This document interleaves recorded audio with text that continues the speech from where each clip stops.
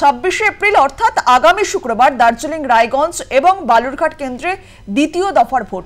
প্রথম দফায় কোচবিহারে অশান্তির চিত্র দেখা যায়। এরপর দ্বিতীয় দফায় শান্তি শৃঙ্খলার পাশাপাশি নিরাপত্তা ব্যবস্থা জোরদার করার জন্য বাড়ানো হলো কেন্দ্র বাহিনীর সংখ্যা। নির্বাচন কমিশন সূত্রে দ্বিতীয় দফায় রাজ্যে মোট কেন্দ্র বাহিনীর সংখ্যা 272 কোম্পানি। দার্জিলিং আসনে মোট প্রার্থীর সংখ্যা 14 জন, বুথ সংখ্যা 1999টি এবং কেন্দ্র বাহিনী মোতায়েন করা হয়েছে 88 কোম্পানি। রায়গঞ্জে মোট প্রার্থীর সংখ্যা 20 জন, বুথ সংখ্যা 1730টি, কেন্দ্র বাহিনী রয়েছে 111 কোম্পানি। অন্যদিকে বালুরঘাটে মোট প্রার্থীর সংখ্যা 13 জন, বুথ সংখ্যা 1569টি, কেন্দ্র বাহিনী 73 কোম্পানি। এছাড়া ওই দিন রাজ্য পুলিশ মোতায়েন থাকবে 11,218 জন।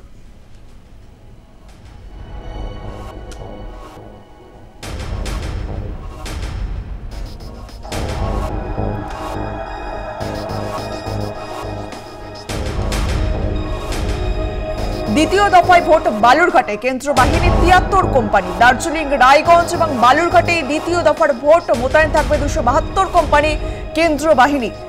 আগামী শুক্রবার এই 3 কেন্দ্রে ভোট।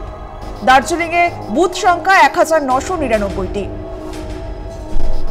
দার্জিলিংয়ে কেন্দ্র বাহিনী 88 কোম্পানি।